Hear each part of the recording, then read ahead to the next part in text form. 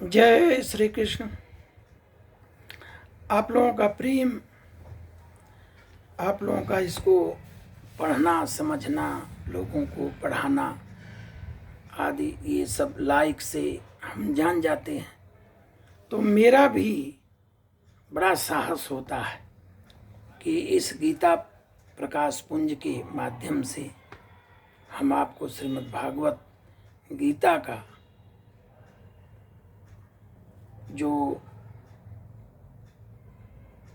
सभी उच्चतम ज्ञान की सीमा रखता है, तो अब दिव्य ज्ञान से अर्जुन को समझाते हैं। उनको ये भी बताते हैं कि जिस भाव से सारे लोग मेरी शरण ग्रहण करते हैं, मैं उसी के अनुरूप उनको फल देता हूं।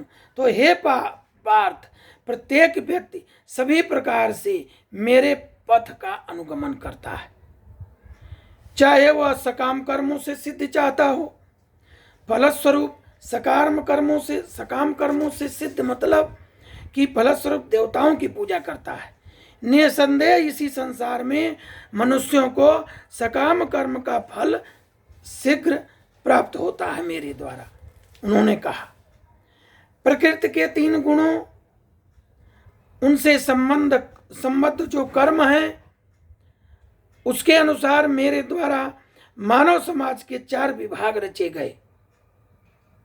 यद्यपि मैं इस व्यवस्था का त्रष्टा हूं, किंतु तुम यह जान लो कि मैं इतने पर भी अव्यय अकर्ता हूं।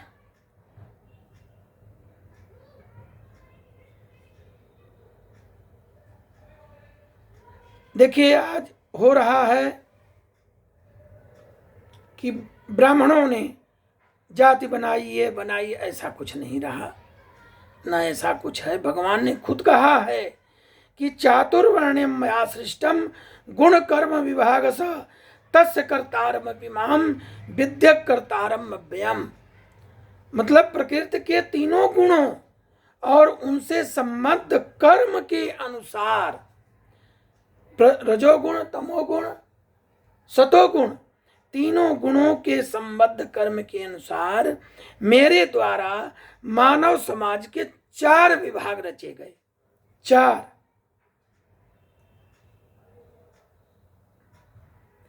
अब ब्राह्मण, क्षत्रिय, शूद्र, वैश्य, यही 4 विभाग रचे गए।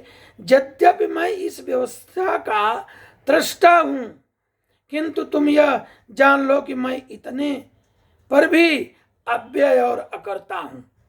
कहने का मतलब ये कि भगवान प्रत्येक वस्तु के सृष्टा हैं, प्रत्येक वस्तु उनसे उत्पन्न है, उनके ही द्वारा पालित है। प्रलय के बाद प्रत्येक वस्तु उन्हीं में समा जाती है। अतः वे ही वर्णाश्रम व्यवस्था के सृष्टा हैं, जिसमें सर्वप्रथम बुद्धिमान मनुष्यों का वर्ग आता है, जो सतोगुणी होने के कारण ब्राह्मण कहलाते हैं। आज बहुत काम की चीज बोल रहा हूं मैं, जो कि इस टाइम कुछ लोगों के, कुछ विद्वत लोगों के द्वारा समाज में भ्रांतियां फैला दी गई कि ब्राह्मणों ने सब कुछ किया। ऐसा कुछ नहीं है। अभी देखिए, वो खुद कहते हैं कि चातुर्वर्ण्यम वृष्टा सिस्टम गुण कर्म विभाग स, गुण और कर्म के हिसाब से विभाग किया।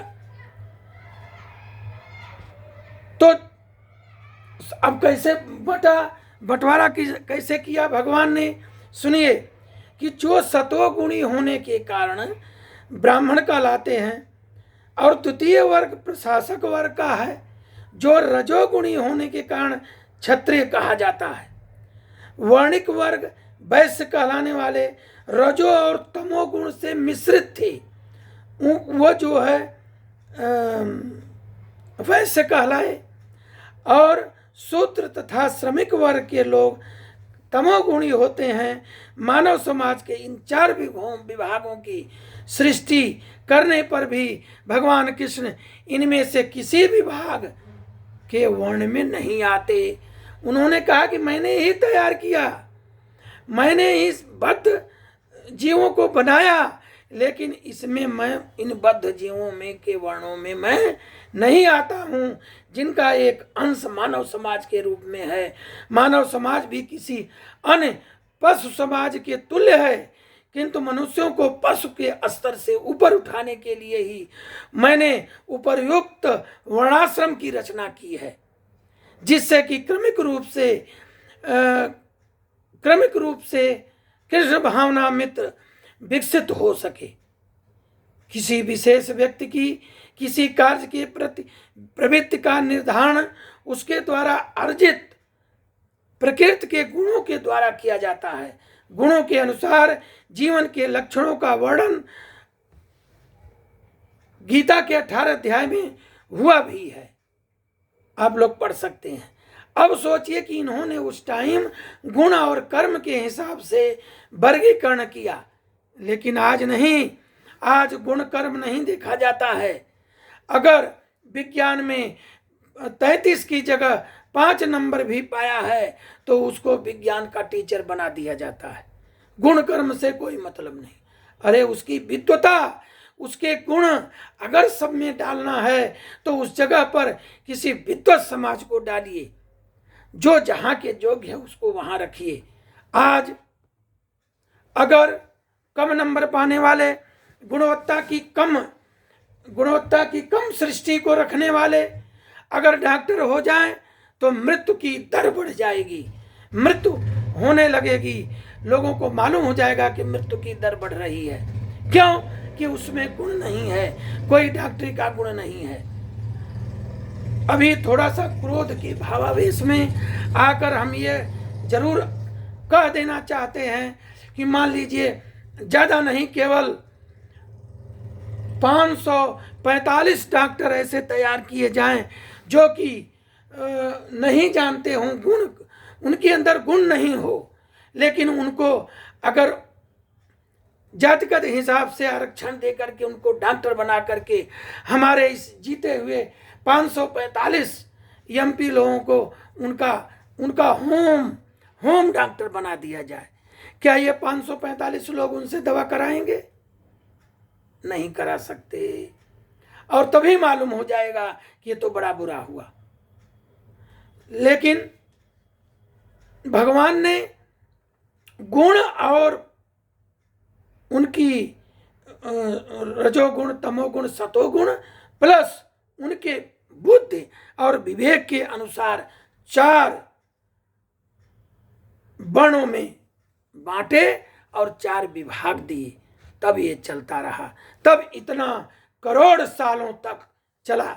आज गुण के हिसाब से जो है, अगर कोई सोने का काम कर रहा है तो उसको लोहे की आरी बनाने के लिए दिया जा रहा है। अगर कोई लोहा का काम जानता है तो उसको कहा जा रहा है तुम सोने के कान के झुमके बनाओ। ये कैसे चलेगा? ये तो गरिमा ही नहीं नष्ट होगी, भारत का पतन भी निश्चित है अगर यह व्यवस्था नहीं बदली गई तो। खैर, अभी हम कहाँ से कहाँ चले गए, फिर आते हैं हम तो। न माम कर्माणि लिप्नन्ति न मे कर्म फले स्पृहा इत मायोति भजानाति कर्म भिर्न स बध्यते। भगवान कहते हैं कि फिर भी इन कर्मों का मेरे ऊपर कोई प्रभाव नहीं पड़ता, न ही मैं कर्म फल की कामना करता हूँ। जो मेरे संबंध में इस सत्य को जानता है वह भी कर्मों के फल के पास में नहीं बधता, क्योंकि वह भक्ति से हमारे पास चला आता है। बोले कृष्ण भगवान की जय।